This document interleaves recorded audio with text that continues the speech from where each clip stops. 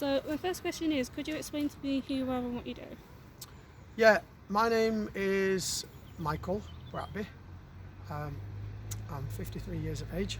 I'm from Heywood and had some personal challenges in my time. And one day I woke up and thought, we have to do something about the state of our town. So why did you want to change and do this project then? Yeah, well, I've been lucky enough to travel the world and I've seen some fantastic environments and some, should we say, not fantastic environments, and I'm just a normal guy. However, I do have a 9-year-old daughter and I thought, we can't live no more in this environment. I'd always done my bit, but it was just my bit. And I thought, how could I add to our town? Because predominantly, and I have to be honest, I would love to have moved to a different country, but predominantly I knew I was going to stay in Heywood. I was sick of hearing people call Heywood not a very nice town.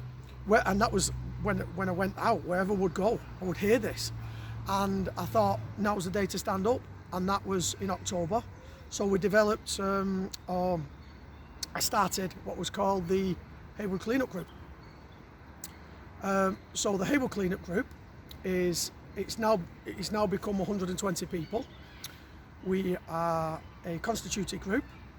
We have over 120 members, and this isn't just about litter picking. This is about raising awareness.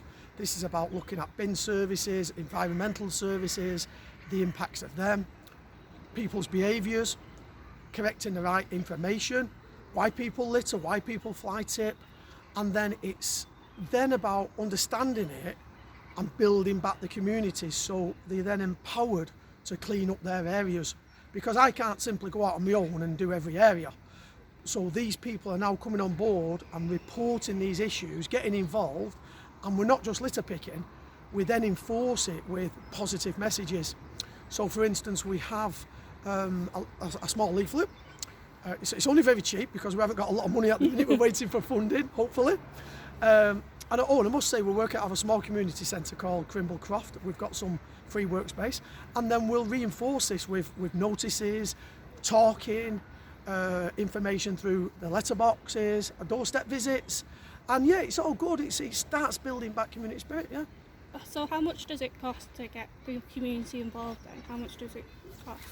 Well, the actual community itself is basically what we've looked at, is ways of why people litter.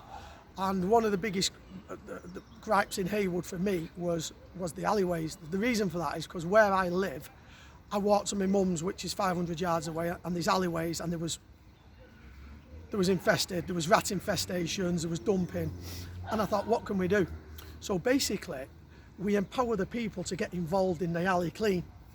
So we can then contact and work with the council. We inform them what we're doing. The council will then come round. And if I'm being honest, that is not 100% working efficiently at the minute.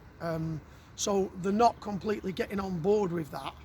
However, we hope in time that we'll be able to make this movement into communities, and then the people get involved, they clean it, they then look after the alleyway, and then they look after it, and then it becomes a lovely community area, and the rubbish that's moved is taken away by the council.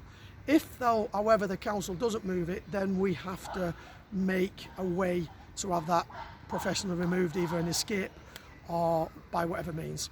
So yeah, that's what it is. So how much money does, talking to the council and getting the professional, how much money does it actually cost to do this? The actual costs do vary, because what we have to do initially, we've only done the 80% of alleys in Heywood are pretty bad.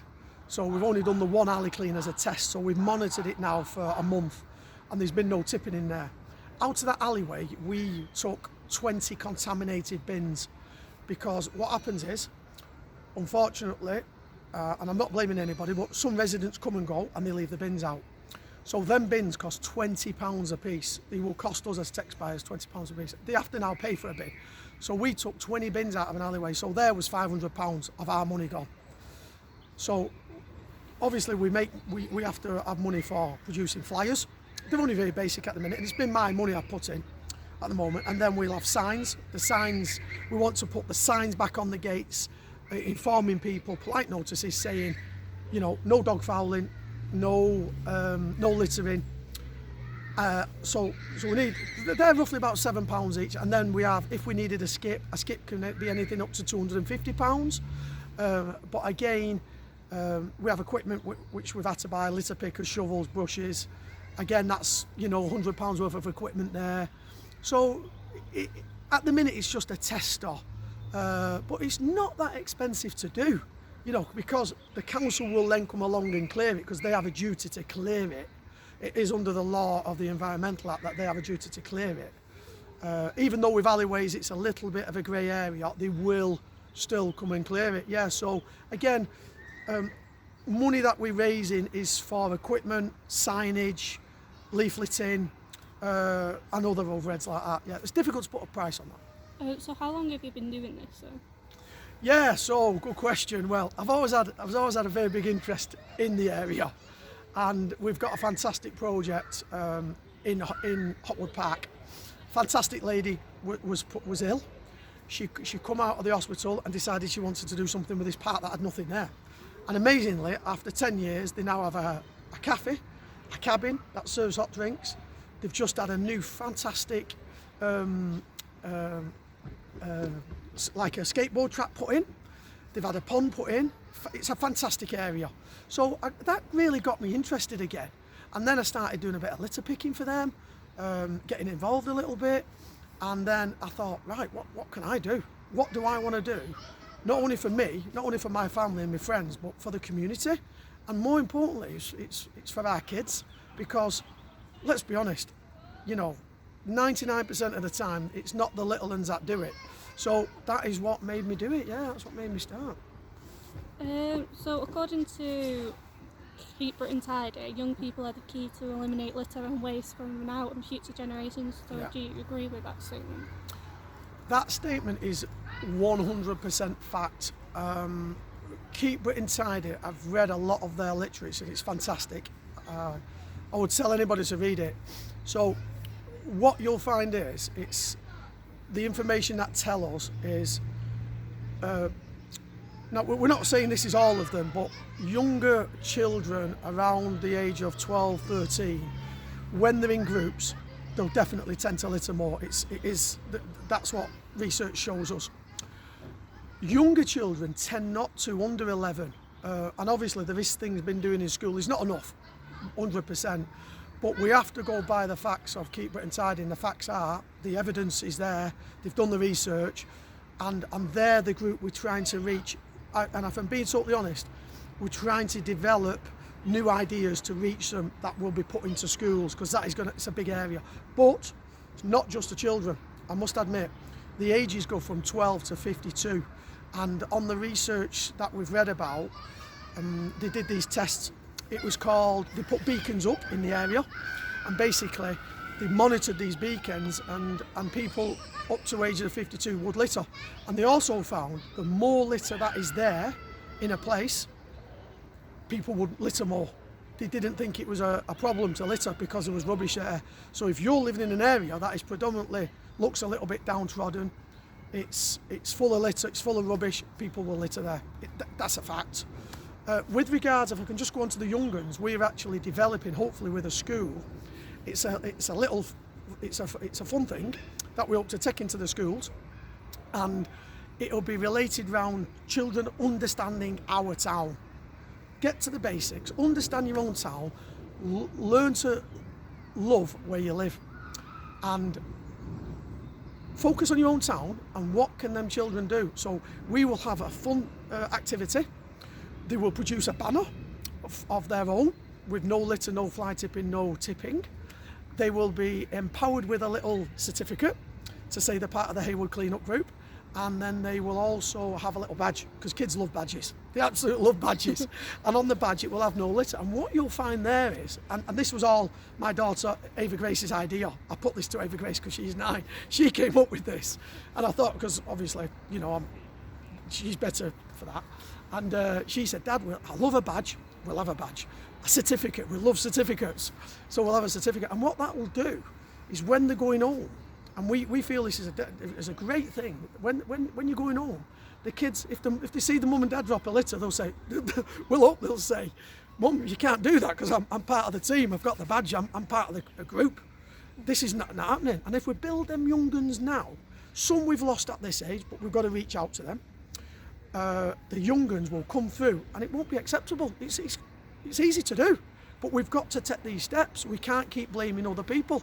What Great Britain, keep Britain Tidy UK say, they call people the low-hanging fruits. They're the people who forgot. They forgot a little bit about it and they might drop a little bit. You can get them back in very easy. Then you have your mid-range and your far range. Your far range are them ones that don't really care. We've got to keep reaching out to them. We've got to keep putting the messages out there. But the young uns, I'm pretty certain we'll get them on side. So, like, with getting teenagers involved and like people my age, I'm 20. Yep. So, with Keep Britain Tidy, I was looking through the website and many of the celebrities that get involved and the BBC Radio 4, they don't appeal to a younger generation. So how do you get organisation like Keep Britain Tidy to appeal to a young generation then? Yeah, well, that's something we're already looking at now. In fact, we have, and it's strange as you see, you have to find ambassadors for this. That's where it's at. You've got to find these ambassadors. And I was actually talking to Ava about it, my daughter, and I said, what gets you interested? Certain things on YouTube channels, certain games they play. So what we have to do is and I have to hold my hands up, I haven't got a lot of information on that, but my personal feeling is we need to find these people who are followed. So your younger ones at 13 to 18 will follow a certain person. We need to empower them, show them what's going on, and then that age group will say, well, they're doing it, we should be doing that. They're looking after the planet, we're looking after the planet. So it's empowering, finding ambassadors. And one of the ones we have actually wrote to, and you may find it strange, I think it'd be brilliant, is Tyson Fury. And Tyson Fury's a man of the people. Yeah. Everybody likes him, whether you're young or old, and he's had his battles. And we've actually sent him a letter and we've sent him a t-shirt. And from what I believe, Tyson Fury owns a static home site in Ashworth Valley. So I believe. And he lives in Morecambe. We found his address. We've sent him a letter. We've sent him a t-shirt saying, please don't litter, no fly tipping. And he always says, his words is, you big dosser. It doesn't mean it like that. It's just something he uses. And we've sent him this t-shirt. And it's an extra large, and hopefully it'll fit him. And he'll wear it, and he'll hopefully, I've actually asked to meet him. And also we're going to write to Prince William, big ambassador for the planet. And even if they can do their small bit of what we're doing, these are the types of people are looking up to. David Attenborough, okay, not so much in with the younger kids, but I feel more children are coming on board, more the younger ones are waking up to this. And and we need to get these messages out there to these young ones through these celebrities to say that, look at our seas, look at the state of our planet. We need to sort this out, because in 20 years we're not going to ever have anything. It's facts. Yeah, so that's what we do. So do you feel like, as well as young people, we need to educate pet owners? Because there's 8 million dogs in UK. They produce 1,000 tonnes of litter. Okay, some do clean up after their own dogs, but there are some that doesn't. So do you feel like we need to educate pet owners as well? That is a massive subject. Yeah, it's massive. For us, I don't own a dog, but I love dogs. I love all animals, because I haven't got the time to put into a dog with my lifestyle. However, my daughter does have a dog, Ava, and she adores the dog. Dogs are great pets, great animals. They're good companions, and what people need to understand there is they have a social responsibility, and a vast amount of owners get chastised in the street for not removing the dog fouling, and we can't blame them all. Again, this is about education, but unfortunately we don't live in utopia, and some people are going to do that. So what I believe there is, unfortunately, there has to be some penalty along the way. There has to be. Unfortunate it is. So there's got to be some education, but we can't I always remember my dad saying, Michael, you'll never get anybody to do what they don't want to do. That's what he always said. So we have to show them what it's about, and we have to give them experiences. It's a massive problem, dog fouling. We've got a massive problem in Heywood about it. I've got so many reports. But we feel one of the key things again here, and so we're being honest where enforcement is we have enforcement officers. Now I thoroughly believe that within 1 month, the town of Heywood, I could clear the dog fouling up. It's very easy to do. So what we need is we would need an enforcement officer. These enforcement officers simply walk around the parks, the bad areas. It's very easy to do. Evening time, morning time, they stop the dog owner, be polite, how you doing, nice to meet you, lovely dog, have you got your dog bags with you? No, you need to carry dog bags, else it's an enforceable offence. In some councils, if you've not got dog bags, from what I've read, you can get fined. Consequently, the person who is the owner of the dog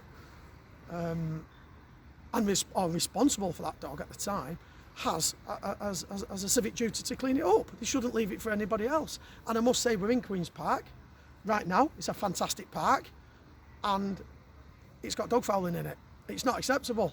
It's not. You know, you can go in these bushes here. I've actually been speaking to workmen about this morning, and you can come out and your kids are full of dog fouling. It's not acceptable. It's not right. There should be areas where they should go to look after the dogs, and these dog owners need to take responsibility. Yeah, but I'm not blaming them all. You know, I'm not here to shout at dog owners. Dog owners are great. So that's my throw on it. We just need that. If we can't cure it this way, we need that enforcement to get in the area, clean it up, put the message out. It's not acceptable, and I'm sure it can be nipped in the bud. I actually did a survey, and 70% of people said they do not know of any local clean-up groups. So how do you get as many people to, like yourself, to get involved in? Yeah, what I can say there, for me, it was waking up one morning, and it all had been in me back. There was a bigger purpose for me. There always has been. So this bigger purpose was to do something in the environment. Even though I have suffered, you know, I've suffered with stress in mid-time, we all do a bit of depression. And I thought, this is me calling. So basically all that you have to do is understand what's going on in your town. You know, get involved, try and find a group. If you can't, just organise a group. Call it whatever, Rochdale Cleanup, or our group is called Heywood Clean, because it gets straight to the point. We want our town clean. And it also comes under environmental change, building up communities through environmental change. So get on Facebook, get on the Instagram, get on Twitter, start your group up, involve your members. You will get people who just want to join and they won't do anything, but you'll get a core member, and I can tell you it works. We can go through Heywood right at this point, and it's the cleanest the town's ever been. The council now have had more reports of fly tipping, litter, rubbish, dumping on the floor. They're cleaning it up. However, what we then need to do as a group, you need to come up with a constitution, you need to come up with your aims and your goals, and then you get these people together and like a website, and you can do it from home, you can do it from your front room. It needs some time, and if you're going to do it right, it needs some dedication. At this point, I have dedicated 1 year of my life into this project. That's just the start.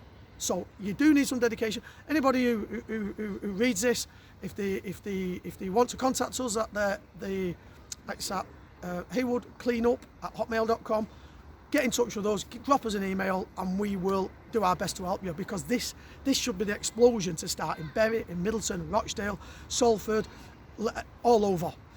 But we have to remember, it's not just about cleaning up, it's about reinforcing, building back them communities. So you mentioned that you've worked with the council, so... No, I don't work for the council. Yeah. Sorry, let's get that clear. Yeah, I don't work. But you worked with them. So how do you feel like in Greater Manchester is also... Yeah.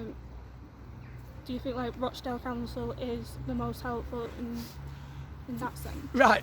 Yeah, I have to speak. See, my allegiance is with the people in the town. So what I can say off the experiences that we've got is, I must make it clear, I do not work for the council. We want to work alongside the council, of which we believe we're doing, and I think everybody accept that. So we township is part of the council. We work with them. We're working with councillors. We're hoping they all get on board. So basically what happens is, unfortunately, the first thing whenever you're doing anything like this is council cuts. So it's all about budgets. You can go on the website and read about the budgets and the cutting, and that is a fact of life. We have to work within it. We had a tip in Heywood that was removed. That's been a big issue. So working with the council can be very strained, and I will tell you now, you can speak to somebody, some people don't get back to you, some people pass your emails on to somebody else. They can be very defensive. Quite a few negatives. I'm not going to pull any punches here. It hasn't been easy. It's not been an easy ride. And in fact, we have sent a personal letter to Mark Widdop, who is the director of, he's the neighbourhood director, he's the top man. And we've sent him an email, he's not returned to us. We've actually pinged him on Twitter, because what they try and do, some of these people, not particularly Mark, but some of the people, they try and dust you away, thinking you're going to go away. But we will get to Mark eventually. If I have to personally go and deliver the letter to him by hand, we will, and hopefully we'll come together. And all that it needs for groups like us, the council needs to come together with groups like us and say, yeah, you're right, what can you add? Because we need the council. Because I'll hold my hands up, we have got some fantastic workforce in the council, brilliant. I've met a load of lads who are going out cleaning and greening and took pictures, and they're great. However, I do believe from the evidence I've got, there's fractures in the service, things don't run as they should do. Nothing's perfect, but for instance, there was an incident where I saw one of the workers flick a cigarette butt end. It's a fine of, I think, £75. It's not acceptable. Now, they need to nip that in the bud, but I'm not for 1 minute saying it's all of them. It might have been an incident. So we have to work with the council to get the best out of their system, to get these reaction times quicker, and put these things in place and make sure that the people who are being paid substantial wages are doing their jobs correctly. And they have obviously their, I think they call the KPIs, but there's actually no independent reports on them. So yeah, they're accountable. You know, they have to come in and play their part. But I will say, there's a vast majority that do a great job. Yeah. Do you get involved with local businesses as well? Yeah. So obviously we have a little, it's like a driver's license ID of who we are. So what we will do there is, again, this comes back to businesses need to contain their waste correctly under the law. So I'm going to give you an example. We've got a big Aldi store in Heywood. Over 2 months we monitored the store. I've got the pictures, I've got the evidence. It got worse and worse. I'd been into that store. I eventually spoke to explain, it's not acceptable, it looks messy, litter, more litter. The car park at the bottom was horrendous. It was absolutely, it looked like a tip. Nothing was getting done. So I then got onto head office and Aldi come on board and they got that immediately clean. We took the photos, brilliant. But again, what that should have been, that was one business. We've also spoke to Morrison's, there's some historical rubbish there, a couple of corner shops, one of the car washes, and I must say the taxi rank in Heywood, the taxi rank, a brilliant fella, looks after his place, cleaned it up, even cleaned a bit of next doors up. So we try and speak to people, tell them who we are, what we're doing in the town, we're making the town better, let's be part of it, let's make this town brilliant, and then we encourage them to do that. Some won't, some won't. So what should happen is that the environmental officer, we have an environmental officer in this town, we have an enforcement officer, sorry. So his job, he'll get a job sheet of jobs, but while he's out, I cannot believe that they don't spot places like Aldi. The pictures are horrific. They don't spot places like Morrison's, or they don't spot in the car wash how some car washes, not all, will take the rubbish out the car, throw it on the floor and it ends up down the street. That is not acceptable because you're an officer getting paid. So these officers have got the power just to go around and they call it a nudge.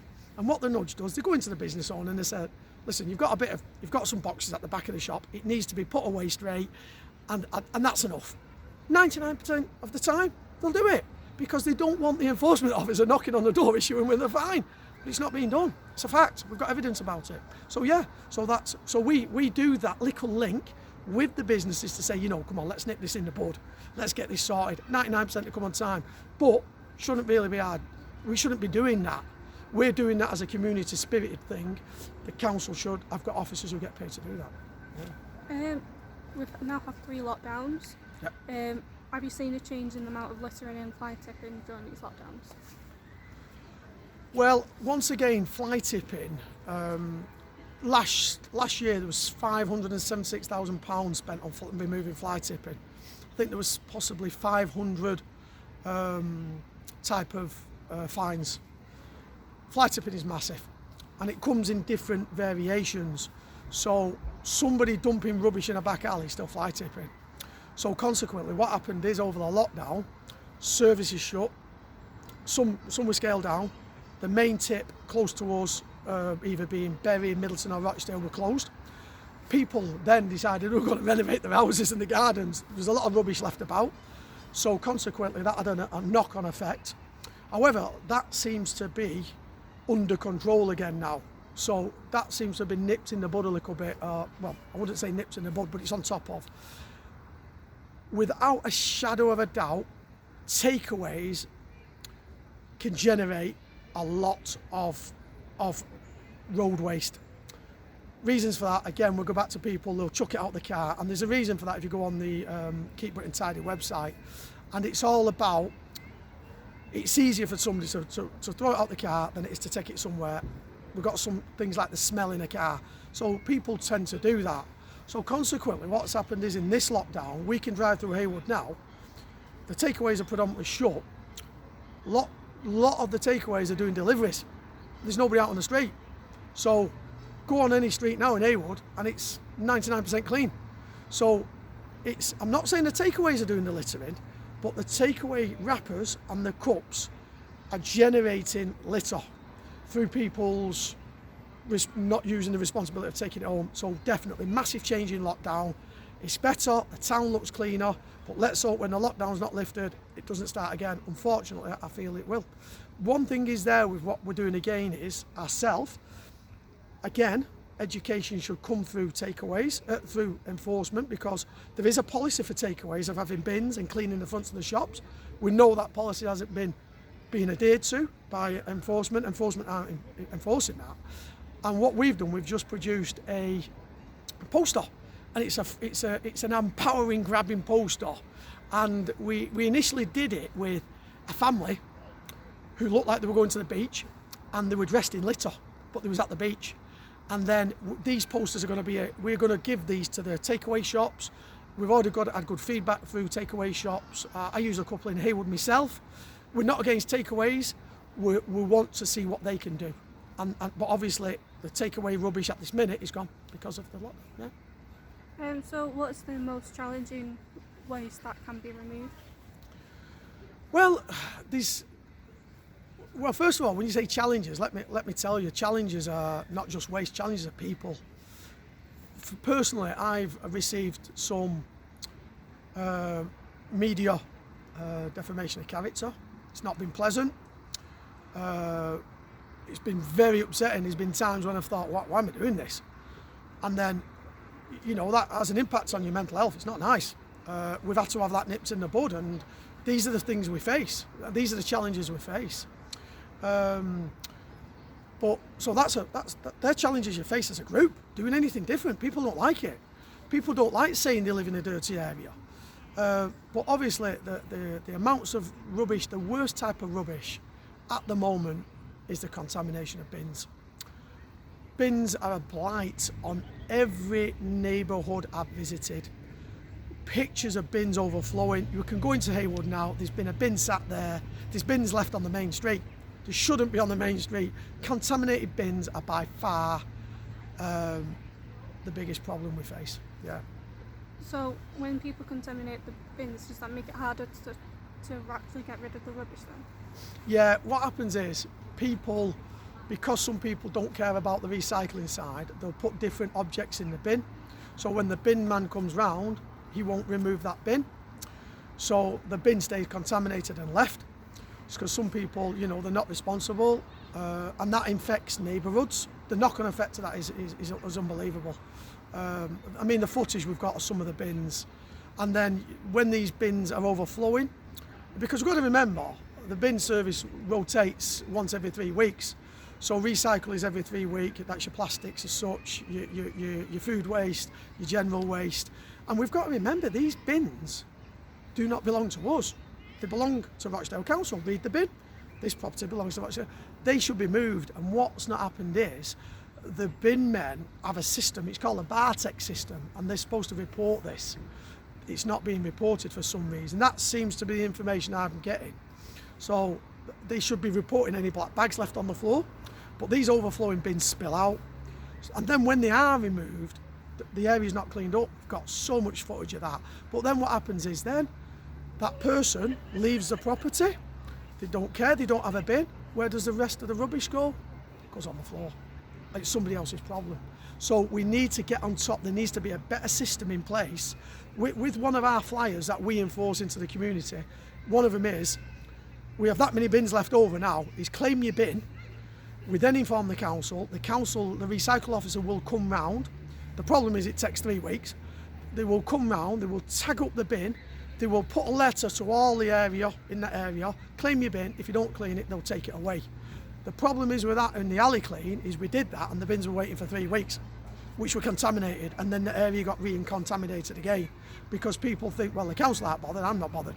So this is where we have to work with the council.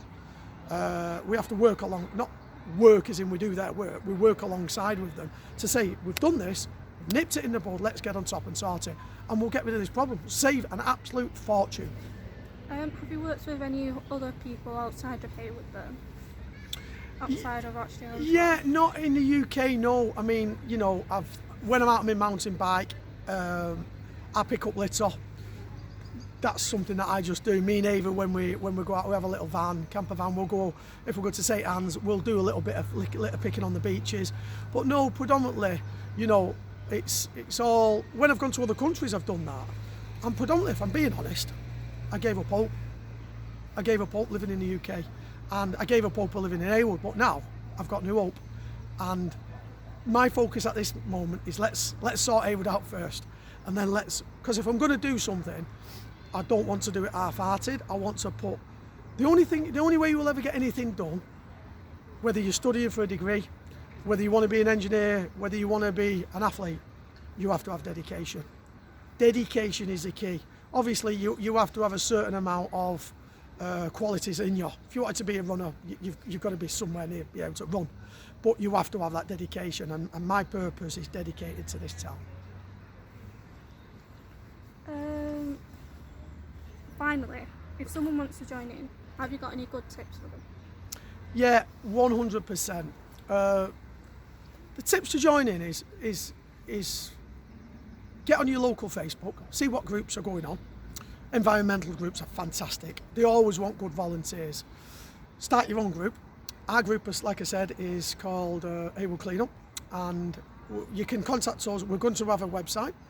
We are at Crimblecroft Crimblecroft Community Centre. We are in Facebook, Heywood Cleanup. So that is where you can contact us now. And obviously, as we get some funds, we're going to develop the website where people can come to it. And then again, it's just about building your membership, your core principles, and stick at it. Yeah, you can do it. You can get out there and do it. Yeah. Thank you very much for your time. Lovely. I appreciate the interview.